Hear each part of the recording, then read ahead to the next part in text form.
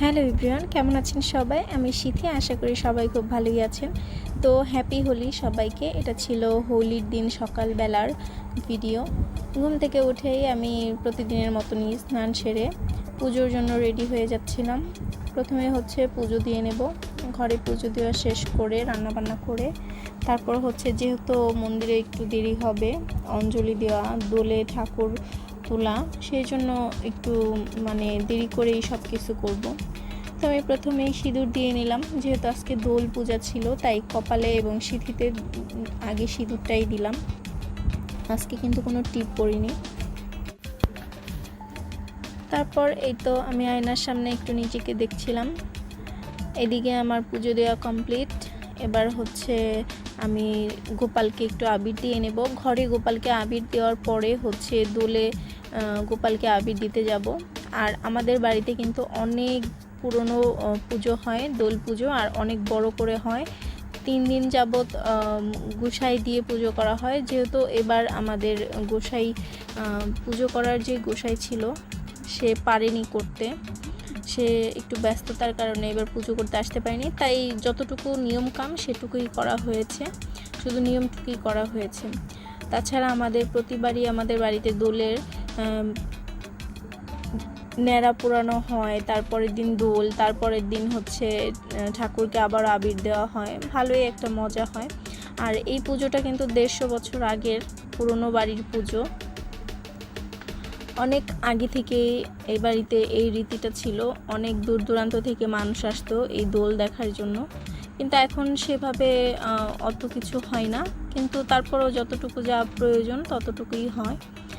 তারপর আমি ঘরে পুজো দেওয়া শেষ করে চলে গেলাম মন্দিরে, রান্নাবান্নার কাজ শেষ করে রেডি হয়ে। এদিকে এসেই দেখি বাচ্চারা আবির খেলতেছে, রং খেলতেছে। এখানে আমাদের মৃণাল বাবুকে গোপাল সাজানো হয়েছে, আর সে সবাইকে নিয়ে আবির দিচ্ছে। সবাই এই নিয়ে হাসাহাসি করতেছিল, ভালোই লাগছিল ব্যাপারটা। এদিকে কিন্তু সবাই চলে এসেছে দোলে আবির দেওয়ার জন্য। আর আমাদের যেহেতু এবার ব্রাহ্মণ আসেনি, সেই জন্য কাকাই এবার সব মন্ত্রগুলো পড়িয়ে আমাদের দোলে আবির দেওয়ার কাজটা করেছে। আর এবার আমি দোল পূজাতে একা না, আমার হাজব্যান্ড ও বাড়িতে ছিল, ও আমার সাথে দোলে আবির দিয়েছে। তো এই বিষয়টা আমার খুব ভালো লেগেছে। আমাদের বিয়ের 10 বছরের মধ্যে এবার ফার্স্ট টাইম আমরা দুজনে একসাথে দোলে আবির দিতে পারলাম। এটা কিন্তু অনেক বড় একটা পাওয়া। সবসময় দুজনে একসাথে থাকি না, সে তার কাজের ব্যস্ততার জন্য পারেও না। তো যাই হোক, ঠাকুরকে আবির দিচ্ছিলাম। প্রতি বছরই এই দোলের দিনটাতে অনেক আনন্দ হয়, সবার দুঃখ মুছে দিয়ে নতুন করে রঙে রাঙিয়ে নিয়ে নতুন করে জীবনে পথ চলা শুরু হয়। তারপর আমরা কিন্তু ঠাকুরকে 3 বার করে মন্ত্র পড়ে পড়ে আবির দিচ্ছিলাম। আর এদিকে আবির দেওয়া শেষ করে ঠাকুরকে তারপরে আমি নেমে এসেছি। এইদিকে আমার পাপান আমাকে পাপ্পা দিচ্ছিল, ফ্লাইং কিসি করছিল। আর সবাই আবির খেলা নিয়ে ব্যস্ত। তো আমি একটু ভিডিও করে নিচ্ছিলাম। সে আমাকে এত বেশি আদর করছিল, আমার নাকে আবির ভরিয়ে দিয়েছে সেই জন্য। আর এদিকে সবাই সাদা ড্রেস, লাল পায়জামা, ওড়না পরে রেডি। আর এটা বিকালের ভিডিও। বিকালে সব কাজটা শেষ করে আমরা উঠান লেপে তারপরে আলপনা দিচ্ছিলাম, যেহেতু সন্ধ্যার দিকে ঠাকুরকে বের করে এখানে আবার আবির দেওয়া হবে। তো আমি কিন্তু অতটা ভালো আলপনা দিতে পারি না, তারপরে যতটুকু যা পারছিলাম তাই দিচ্ছিলাম, খুবই সিম্পল করে। তারপর বলতে বলতে সন্ধ্যা হয়ে গেছে। ঘরের সন্ধ্যা পুজো শেষ করে এখানে এসে দেখি শাড়ি টাড়ি পরে রেডি হয়ে দেখি যে ঠাকুরের যেই দোলের সিংহাসনটা সেটা বের করা হয়েছে। ছোটবেলার কথাগুলো মনে পড়ছিল। ছোটবেলায় আমরা এই দোলের সময় কতই না খুশি থাকতাম, রং খেলবো, সবাইকে রং মাখাবো, নিজে মাখবো। আর এখন সেটা নাই। আগে না নিজে নিজে রং মেখে থাকতাম, কেউ দিল কি দিল না মনে হইতো যে কেন আমাকে রং দিচ্ছে না। এখনও নিজে নিজে ইচ্ছা করে নিজের হাত দিয়ে নিজের গালে রং দেওয়াটা সবাই কি করছে কিনা আমি জানি না, ছোটোবেলায় আমরা এরকম করতাম। আর এদিকে সবাই কিন্তু রেডি, যারা যারা গোপালকে আবির দেবে। সন্ধ্যাবেলায় আমাদের এই আবির দেওয়াটা হয়। তো যাই হোক, সবাই শাড়ি টাড়ি পরে চলে এসেছে। এদিকে পূজা রানীও শাড়ি পরে চলে এসেছে। ভালোই লাগছিল সব মিলিয়ে সবার সাথে একসাথে। আর এটাই ছিল আমাদের লাস্ট এই পুরন বাড়িতে দোলের পূজা, সেই জন্য আমরা খুব মজা করছিলাম সবাই মিলে। প্রতি বছরই এটা হয়তোবা একটু বেশি মিস করব, তারপরে চেষ্টা করব আসার জন্য প্রতিবারই দোল পূজাতে। এই তো রাধা কৃষ্ণ এবং গোপালকে বসানো হয়েছে, আর এদিকে সবাই ফল, দুব্বা, ধান, তারপরে আবির সব কিছু নিয়ে রেডি। আয়োকুলো ভালোই লাগছিল আসলে। পুজোটা অনেকক্ষণ যাবত হচ্ছিল, সবাই হাসছিল, কথা বলছিল, জোকার দিচ্ছিল।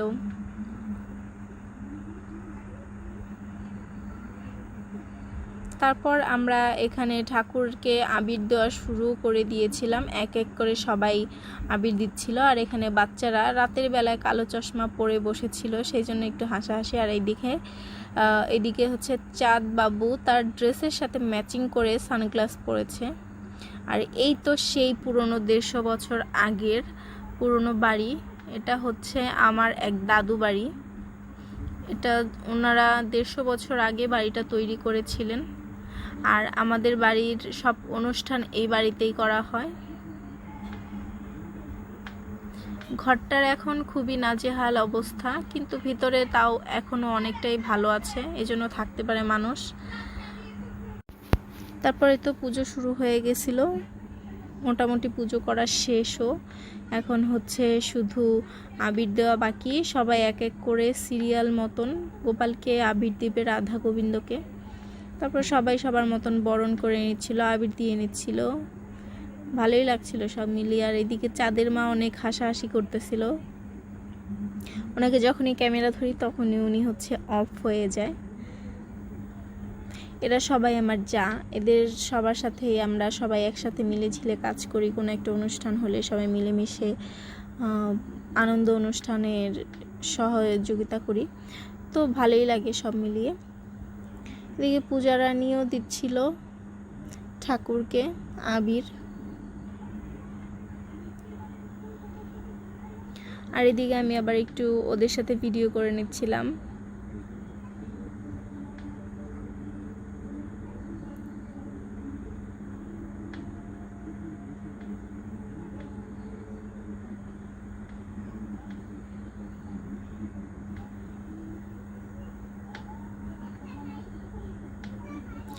রঙে একদম রাঙিয়ে গেছে গোপালগুলো, কি সুন্দর রং, তাই না? আমাদের হিন্দু ধর্মের এত অনুষ্ঠান, এত আয়োজন, সব কিছুতেই না খুব একটা আনন্দ হয়, মানে একটা অন্যরকম আনন্দ। মানে সব কিছুতেই নিজেদের শান্তি, আনন্দ খুঁজে পাওয়া যায়।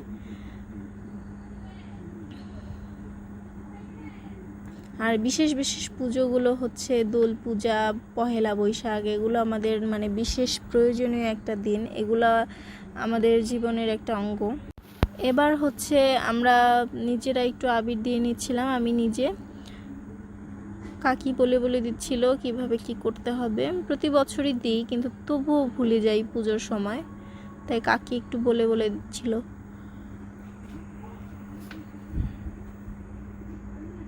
আমি একটু এবার ঠাকুরকে আবির দিয়ে নিলাম, আর মনে মনে বলছিলাম ভগবান সবার মঙ্গল করো, সবার জীবনে যেন সুখ শান্তিময় হয়, সবার মনের ইচ্ছা যেন পূর্ণ হয়, এটাই আমার ভগবানের কাছে সবসময় প্রার্থনা।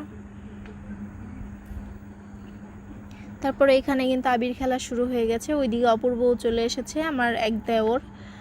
আর এদিকে হচ্ছে পুনম আমাকে প্রণাম করে নিল আবির দেওয়ার পরে। সবাই সবাইকে আবির দিচ্ছিল, আবির খেলা শুরুও হয়ে গেছিল।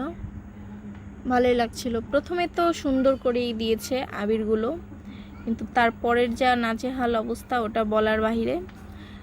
আমার এক যা ঢাকা থেকে কি আবির এনেছে, 3-4 রকমের জড়ি, তারপরে বিচ্ছিরি কালার, সেগুলো দিয়ে একদম ভূত বানিয়ে দিয়েছে আমাদের। আর এদিকে আমি অপূর্বর সাথে দুষ্টামি করছিলাম। দেখেন জড়িগুলা কিভাবে উঠছিল ক্যামেরার সামনে, কিছুই দেখা যাচ্ছিল না, মানে এতটা জড়ি দিয়েছে, সবার মুখ এমন ভূতের মতন করেছে, নিজেকেই নিজে চিনতে পারছিলাম না। একদম চোখে নাকে মুখে সব দিক দিয়ে খাইয়ে ফেলেছিল আবির দিয়ে। সবারই একই অবস্থা, কেউ সুস্থির নাই, কারো চেহারাই বোঝা যাচ্ছে না, সবাইকে দেখে ভয়ের আতঙ্ক হওয়ার মতন একটা অবস্থা। এই ভিডিওটা দেখার সময় আমি নিজেও হাসছিলাম যে কি করেছে সবাই মিলে আবির টাবির খেলে। তারপরে এই তো আজকের মতন ভিডিওটা এই পর্যন্তই। ভালো লাগলে লাইক কমেন্ট শেয়ার এবং সাবস্ক্রাইব। থ্যাংক ইউ সবাইকে। আমাদের আবির খেলা এই পর্যন্তই আজকে।